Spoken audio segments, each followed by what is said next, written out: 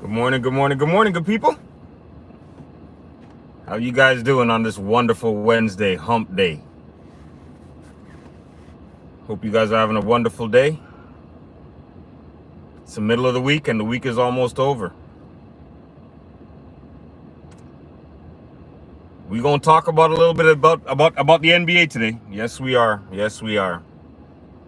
I want to know how, it's been 48 hours now. How does everybody feel now that the so-called GOAT is gone? How do you guys feel?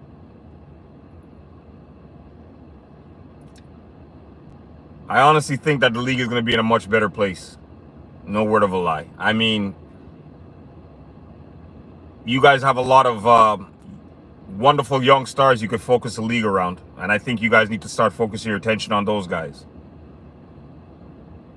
Right now, Anthony Edwards is ready. The next man up that's ready to actually ready to take on the responsibility and shoulder what it is bringing the league to the next level. He's ready.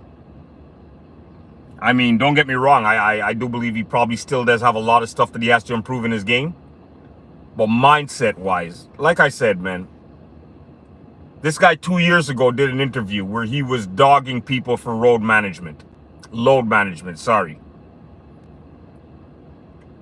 Where he had said that there might be a kid that might only be able to have enough money to come to one game.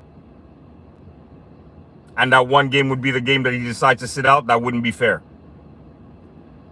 You don't have enough of the younger generation with that type of mindset. So that's how I knew this guy was going to be the next up-and-coming big thing in the league. And then he's taking his time to get his skill set up to exactly where it needs to be. I'm telling you, man, I see he has a lot of the Jordan-like qualities instilled in him. He really does. Even though he's a cat that may not know a lot about Michael Jordan because he's part of, like you guys, like the new millennium. You know, where he admits it, that Kevin Durant, growing up, was indeed his favorite player. And there's nothing wrong with that. Kevin Durant has a very good skill set, but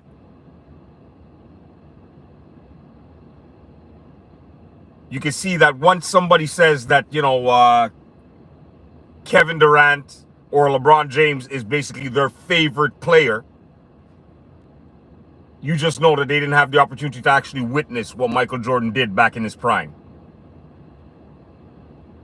On a percentage-wise, I'd have to say about 80 to 85% of anybody who would say that, you're picking anybody from the new generation of being your favorite player, it's because you didn't have the opportunity to witness Michael Jordan or his era or anybody else from his era, such as the Magic Johnsons of the world, such as the Larry Birds of the world, such as the James Worthy of the world. There was Sean Kemp that was also part of that universe. So it just kind of lets you know exactly what era individuals are basically in when they let you know who their favorite player is.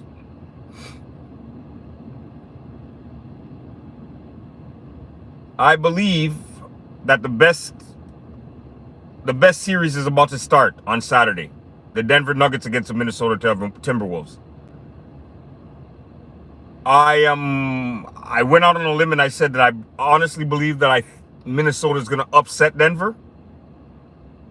And I even went further, saying that I believe that Minnesota, if they keep the right mindset, could win the NBA championship this year.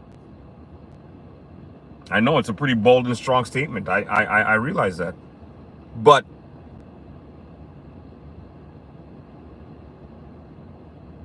when you're able to make two twin towers exist and work together, and it ends up working out for your team, it's going to take a really great team to come and beat you guys. They have Rudy Gobert and Karl Anthony Towns on the court at the same time, where Karl Anthony Towns is able to play his assigned position, which I believe he is a power forward. He spent a lot of years playing out of his position, yes, But his ideal position, if you want him to be the most effective, is if you allow him to play power forward. Now, with him on the court as a power forward and Rudy Gobert as a center, they're going to give Denver a lot of trouble because that's a lot of length.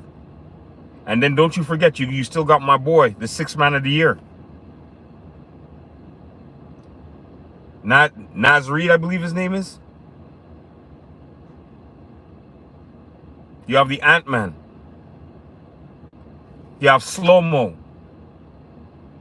They have a very well put together squad, quietly. And the only reason why it's so quiet is because the NBA want to focus most of his attention on a dinosaur, and a team that was battling for 8th, 9th, and 7th place. Where I said in mid-season, I'd said the media needs to take the foot off the gas pedal on focusing on the Los Angeles Lakers and start accelerating the gas pedal on teams like the Minnesota Timberwolves and the OKC Thunder. Why is it that you have a team like OKC Thunder or Minnesota Timberwolves that the majority of us basketball fans cannot name 5 good players on their team? Is that our fault? Or is it the fact that the media or the NBA wasn't covering the right teams?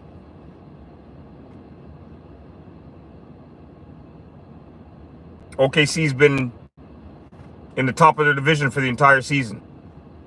Yet still, we cannot name 5 players on that squad. Minnesota's been at the top of their division the entire season. Yet still, we really don't know too much about that team. I don't even know what that team's head coach's name is. I know his face, but I couldn't tell you what his name was. And honestly speaking, in order for you to be able to make 2 Twin Towers work together effectively on the court, you deserve to at least be considered for Coach of the Year, don't you think?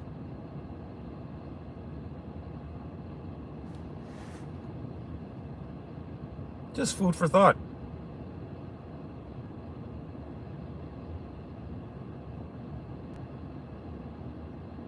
I'm really not going to miss not talking about LeBron James. I'm really not going to miss it. I think that it's a purge that the NBA, it's a purge that us as content creators, it's a purge that the media needs to just flush that part out. Now we can get down to some real basketball. Understandable that there's a good possibility that because of the fact of the matter that LeBron James is no longer in the playoffs, that we're going to lose a good percentage of viewerships. But really and truly, NBA, don't you really want fans following your sport? True fans of the sport following your sport? Instead of fanboys hanging around just because of a specific individual? Because once that individual is no longer part of it, they're gone. They don't care about the rest of the game. It's fans like us that stick around regardless of whether our favorite player is there or not, that we continue to watch the games because what? We love the game. Aren't we the ones that you should be trying to appease?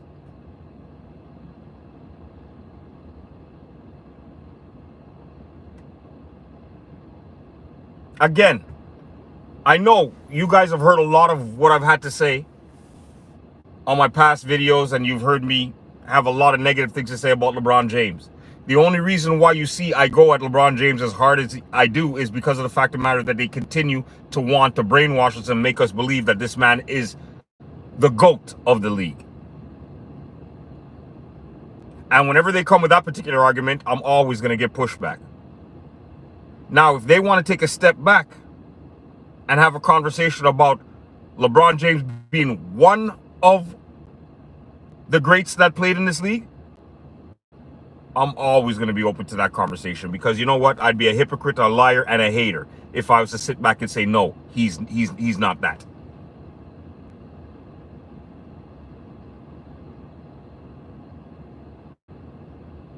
Yes, indeed, LeBron James is one of the great players that have played in this league. He's one of the great players. But in no way, shape, or form could be held in the same conversation with a Michael Jordan. Period. From my personal perspective. That's where my argument stands. That's where you get all the pushback from. That's where all my energy comes from. When you want to compare LeBron James to a Michael Jordan, that's when you get me from 0 to 100.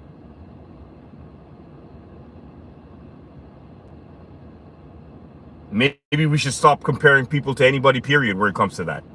Maybe if you guys want to identify somebody as great, hold them in the shadow of their own greatness, period.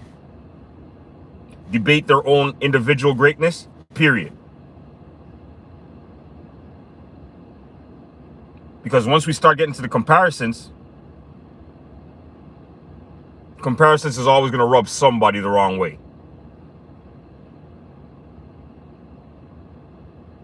I could be wrong, but comparisons 9 out of 10 times usually rub somebody the wrong way. So let's just say moving forward, when we discuss LeBron James, let's talk about all of his accolades and everything that he's done within himself, period. All the points that he's accumulated. I would say all the championships that he's accumulated, but he hasn't really accumulated too many of those. But he's played in a lot of playoff games. He's been to a decent amount of finals, and he deserves credit for that because that's not an easy job. Now people could get technical and say, you know, like pick at the way in which he got there. We could say, yeah, he got there with the help of Adam Silver. We could say he got there with the help of the officials. We could say he got there with the help of always modifying his teams. There's always going to be those type of arguments. Those are healthy debates about a particular individual. But you still cannot take away from the simple fact of the matter that when you brush all those aside, he was still able to accomplish some great things in this league. Indeed, as an individual, that does not go unnoticed. That does not make him a bum. That does not make him one of the greats. But, I'm going to say but, when you're an individual that comes into the league, takes your bumps and bruises with one team, then builds that team and runs reign through the 90s, with the exception of 2 years when you decide to retire.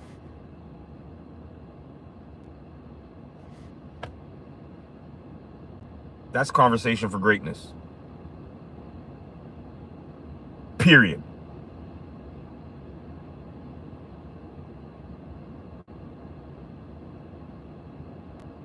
And at the end of the day, greatness was always connected to championships.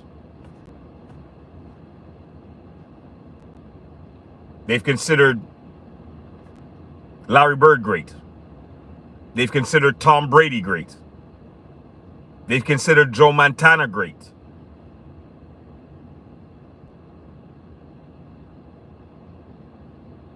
What's a common denominator with all those names that I've just called? They've won championships. The only reason why in the NBA you do not put a name like Steph Curry in the reign of greatness is because you had an individual like LeBron James that was blocking traffic and standing in his way. But the LeBronites, even the people who dislike LeBron's career, take all of our feelings off of the table and let's just compare their careers. That's it. Compare their careers. Who had a greater career? Who stuck in one organization and did everything they had to do when nobody thought they had a chance. Versus an individual that was considered to be great coming right out of high school, but was unable to win anything with the team that he was initially drafted to.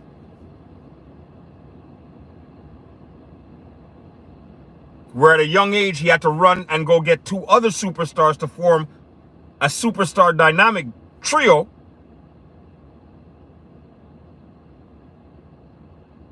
To win one championship? Yes, you went to 3 finals in a row, but you won one championship.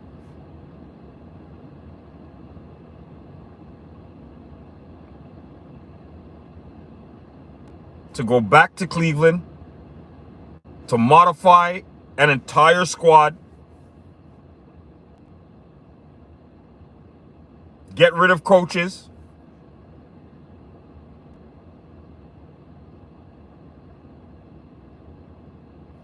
to win one championship,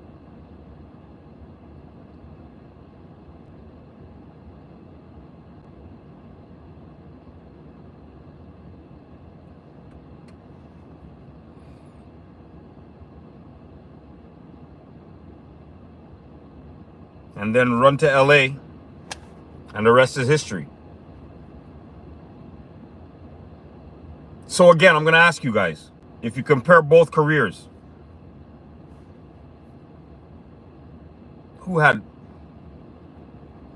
a greater career, Steph Curry or LeBron James?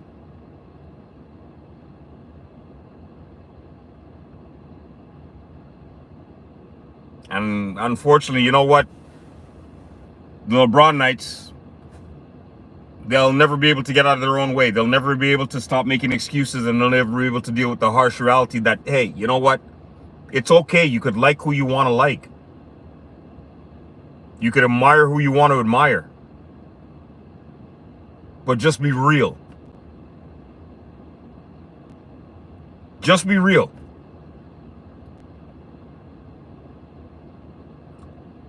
When a team wins, it's not all about LeBron James.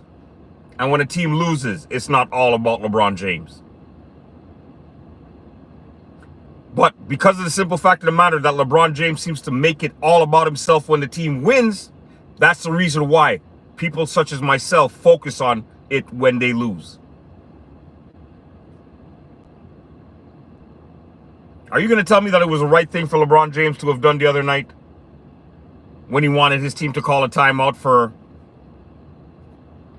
a call that the referee might have gotten wrong?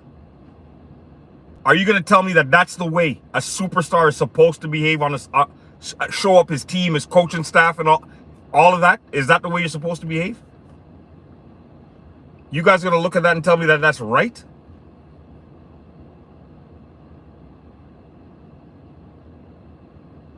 I saw something the other day with Shaquille O'Neal. And even this puzzled me because it was coming out of Shaquille O'Neal's mouth. I could not relate to it or understand it. Shaquille O'Neal was giving a scenario talking about leaders in the NBA. And he came out of his own mouth and said LeBron James is probably one of the greatest young leaders that he's ever been around. So right away when I heard that, like, of course, I got to pay attention because Shaquille O'Neal is saying this. He said his one season, he said the reason why he said that LeBron James was one of the best young leaders that he's ever been around was because LeBron James was able to get away with stuff that even him, Shaquille O'Neal, being a veteran at the time, was never able to get away with. I said, okay. He said, this is Shaquille O'Neal. And I wouldn't believe it if I didn't hear it with my own ears. Shaquille O'Neal said,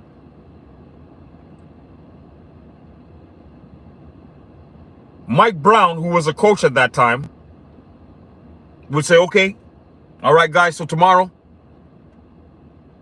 we got to practice at 10 a.m.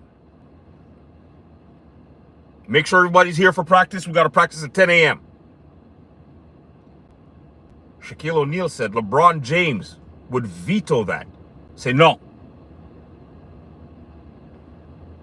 F that. We got practice tomorrow at 12. And Mike Brown would change the practice to 12. Call me stupid. Maybe I don't know, like maybe my whole ideology of what being on a team, being part of a team and all that is maybe I'm all messed up. Shaquille O'Neal also went on to say that LeBron James was one of the, he was one of the only players that was allowed to bring family members on the team plane when they were going away to play at away games and stuff like that. Now, forgive me, but how does that make you a great young leader?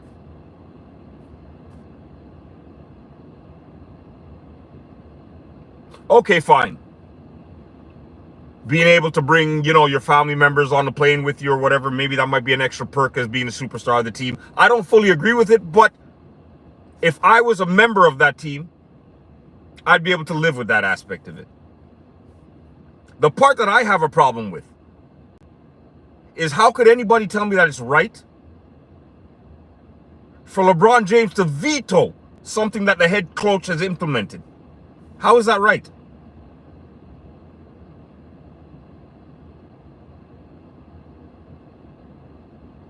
Now, if LeBron James went to the coach and said, listen, you know what?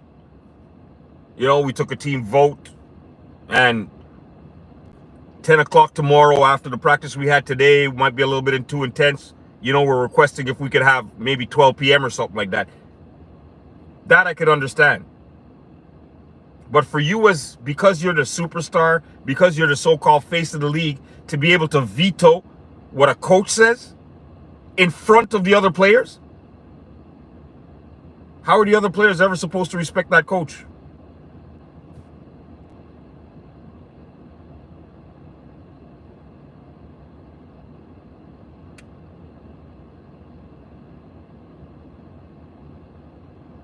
Now, correct me if I'm wrong. Any of you individuals, male, female, whatever it may be, that have played in any kind of team sports, does this sound right to the human ear?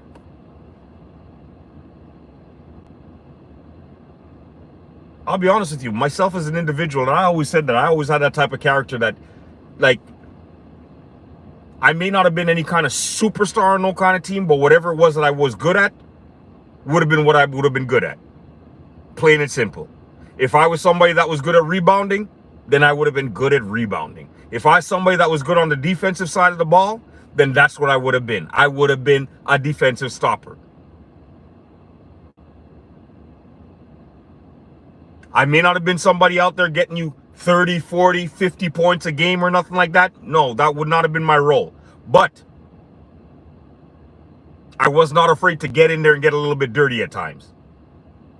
That being said, if I was ever in a locker room with an individual like a LeBron James with that type of mentality, I don't care what kind of face of the league you are, we're some scrapping individuals in that locker room. It's that simple. Because I was always brought up to believe that there's no man that's better than no man. Period. My dad was one of those individuals that always told me, you yourself are better than no other man out there. Because when you get out of your bed in the morning, you do the exact same thing that another man does. You get up and go to the bathroom the exact same way. I clean that up a little bit, but you guys kind of understand exactly where I'm coming from with it. So that was always my mentality. Even though you might be better than me at something, that doesn't make you a better person than I am. That doesn't make you more important than I am.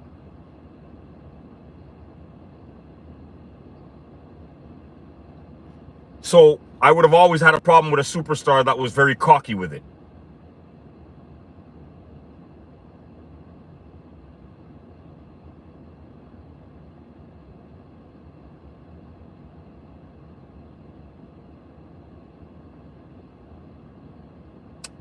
So I know for a fact that if I was ever on a Cleveland Cavalier team, if I was ever on a Los Angeles Laker team with a LeBron James, I'm not going to say Miami Heat because you know what?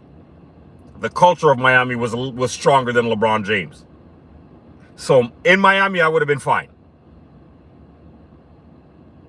But those other two locations, I guarantee you, me and LeBron would have scrapped a good couple times in the locker room. Good couple of times. Because you know what? You ain't no better than me. You know what? You didn't rotate on the back end of that defense, and that's the reason why that guy was wide open for that slam open dunk. So you're not going to show me up in the media. You're not going to throw me under the bus. And if that is your attitude, if that's your approach, I suggest you keep your mouth shut in the media then. Because you are not, I'm not one that's ever going to take that crap from you. And you know what? There's a good possibility that I would have been playing in China, but I would have been okay with that. I would have been fine with that. As long as I'm getting paid some kind of money to do something that I love doing, and I'm not being disrespected, I would have been quite okay with that. Because I don't feel it's right for anybody to have to sit down and disrespect just because you're associated or playing with somebody who's considered to be the face of the superstar. Forget all that crap. The younger Kobe Bryant, unfortunately, God rest his soul, I'd said it back then too, because of his cockiness and his arrogance and all that kind of stuff. Me and him would have switched a good couple fists in the locker room, plain and simple. Because you ain't not gonna disrespect me because what? Because everybody here feels that you're godlike? I was brought up to know about only one God. I was brought up to only worship one God. So if I cut myself and I cut you, we both bleed the exact same color. And if we were to drop that blood on the pavement and somebody was to look at it, they wouldn't be able to say, oh yeah, that blood right there belongs to Kobe or LeBron, and that one's E-doubles. Unless you were to bring that blood into some kind of lab and test it, you would not know who it belonged to. So that means your blood is no more important than mine.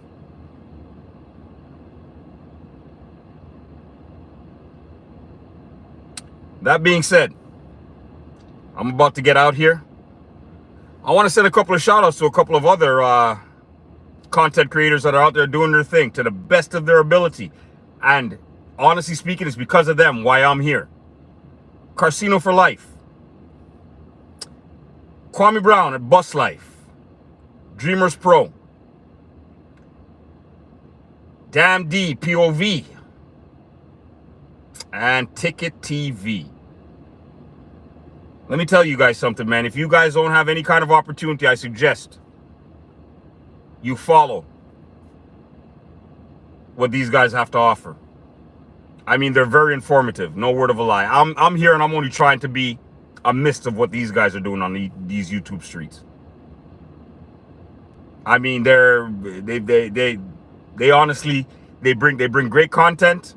They make it enjoyable for you to listen to. There's a lot of humor involved. Some of them may be a little bit more spicy than others. So you guys pick and choose what fits your preference. I'm okay because I could deal with messages being delivered raw. I'm okay with it. I'm able to just brush off the rawness and get the message that they're trying to deliver out of it. So I'm quite content with that. But it might not be for everybody. But like I said before, I suggest you guys at least give them an opportunity. Listen to what they have to say. And I guarantee, I'm almost positive they'll hook you guys. That being said, share, like, subscribe, help my channel grow. Double the Innocence with your boy E-Dub is out. Have a blessed day, peeps.